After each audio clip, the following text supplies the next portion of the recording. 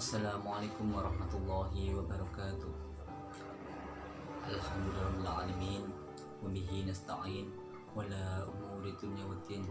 Wassalatu wassalamu ala asrafil anbiya'i wal mursalin. Sayyidina Maulana Muhammad wa ala ali sayyidina Muhammad. Rabbi shrah li sadri wa yassir li amri wahlul 'uqdatam min lisani yafqahu qawli. Amma ba'd. Yang saya hormati Bapak Ibu guru, karyawan dan karyawati SDN Musliman Yogyakarta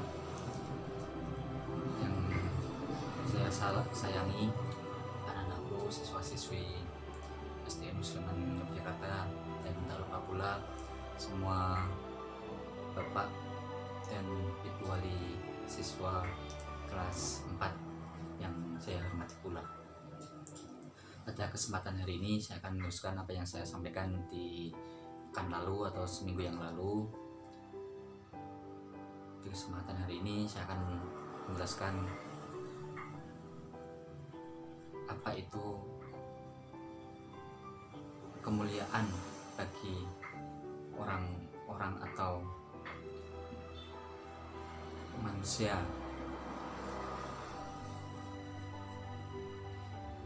ketika datangnya bulan Ramadan.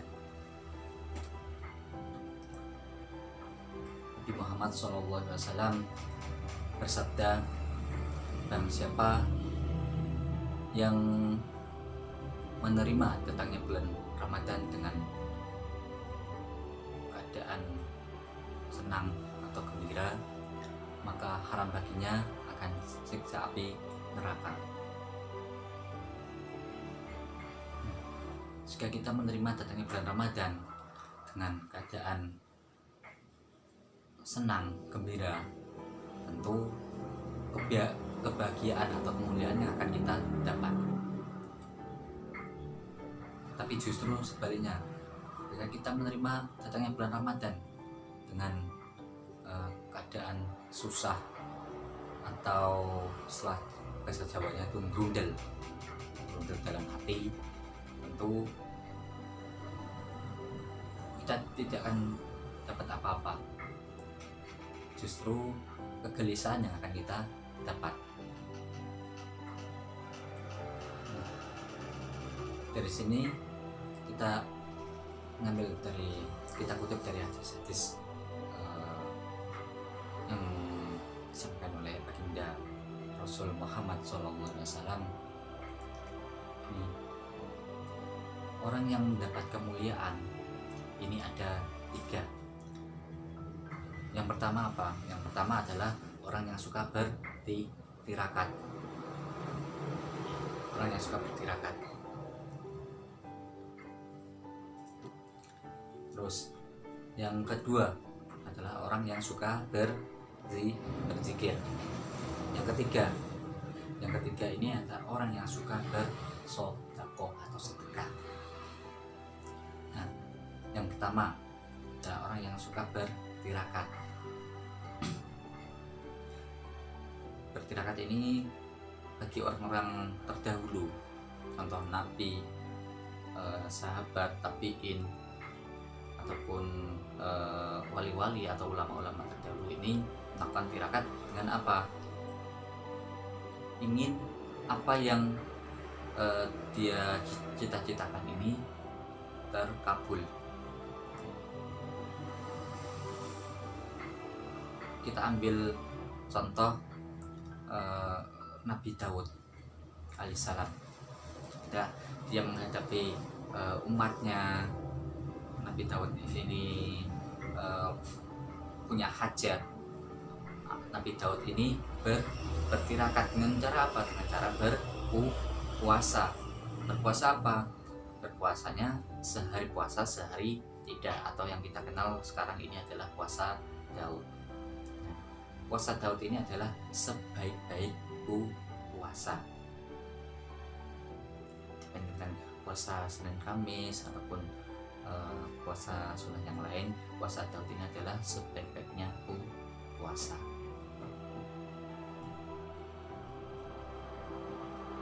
Kita ambil contoh lagi, ulama-ulama kita. Contoh Mbah Kiai Haji Hasyim Asy'ari, Mbah Kiai Haji Wahab Hasbullah. Kita ingin mendirikan pesantren, ya. Kita ingin mendirikan pesantren yang kemudian pesantren itu banyak sekali santri-santri yang belajar di sana.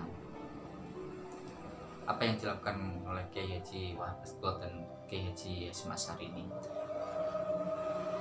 Kiai Haji Wahab Hasbullah dan Kiai Haji Hasyim Asy'ari ini melakukan di tirakat. Tirakatnya apa? Sama, yaitu puasa. Contoh Sunan Kalijaga, sebelum Sunan Kalijaga ini diangkat sebagai wali, terlebih dahulu dia melakukan tirakat. Tirakatnya apa? Menunggu tongkat Sunan Bonang, melakukan tirakat atau bertapa selama berhari-hari tanpa makan, tanpa minum. Yang dilakukan apa? Hanya berzikir. Gitu.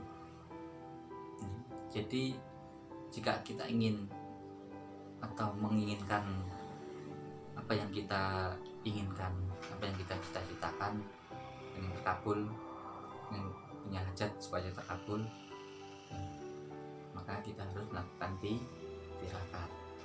Yang kedua adalah orang yang suka berzikir kepada Allah Subhanahu wa Ta'ala.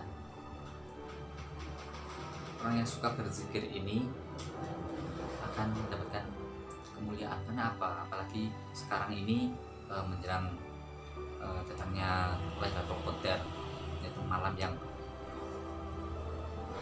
lebih baik, ya,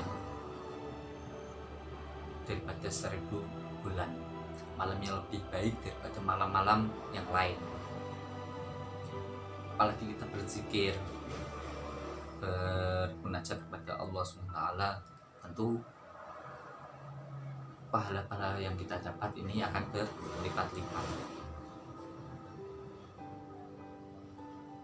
Kita ambil contoh ketika zaman Wali Songo, ya, banyak sekali hambatan-hambatan, terutama dari tukang sihir ataupun dari luar.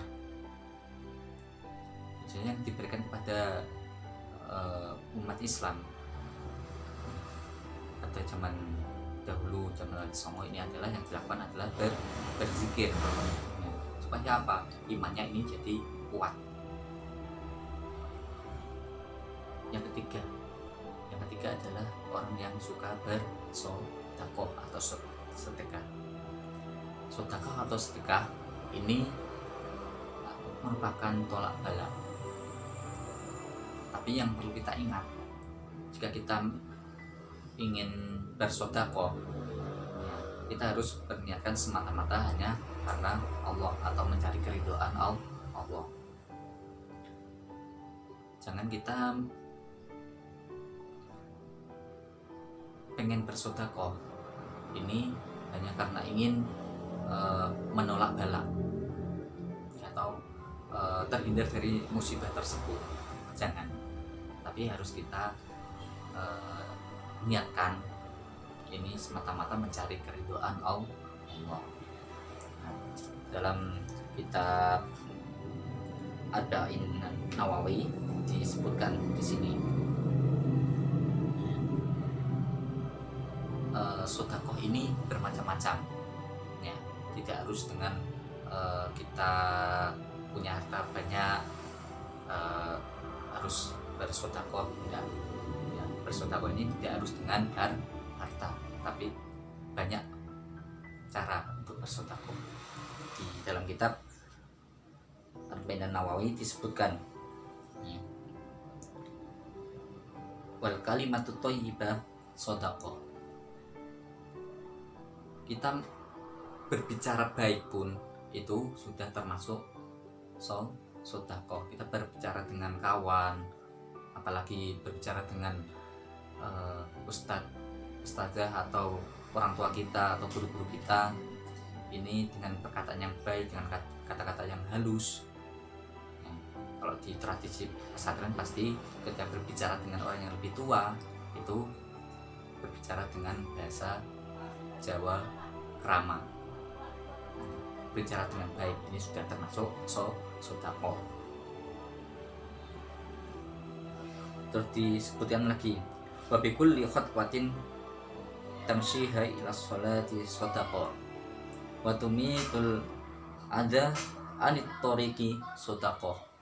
Kita membersihkan sampah di jalan, atau semisal di jalan ini ada duri, ada batu, kita kita bersihkan, ya, kita singkirkan. Ini sudah termasuk sodako. Contoh lagi, misal di musola atau di masjid atau di kelas itu banyak sekali sampah-sampah atau banyak sekali debu, kita bersihkan, ya. Kita bersihkan, kita sulaki atau kita sapu debu-debu itu sudah termasuk sodako. Itu kalau kita ingin bersodako itu tidak harus dengan kata, syukur-syukur dengan apa yang kita punya. Apalagi di Ramadan ini, ya, bulan yang penuh keberkahan, penuh kemuliaan, kalau kita bersodako, ya, satu kali sodako, misal kita ingin bersodako teh atau nasi bungkus atau minuman yang lain, ya, dalam bulan Ramadan ini sama kita bersodako 70 kali. Apalagi menjelang malam Lailatul Qadar malah dilipat dan akan lebih banyak lagi. Jadi punya di sini kata kunci sodako terakhir, ya. Misal kalian, ya, anak-anakku siswa STMku di dalam kelas melihat sampah atau melihat kelasnya kotor, kalian bersihkan, itu kalian sudah melakukan sodako. Alangkah mudahnya kita melakukan sodako ini dengan mudah. Jadi alangkah indahnya kita melakukan sodako ini. Intinya yang saya sampaikan tadi, ya, kita pengen hidupnya itu mulia, ya, akan 3 itu tadi, ya. Pertama tirakat, kedua zikir, yang ketiga adalah sodako.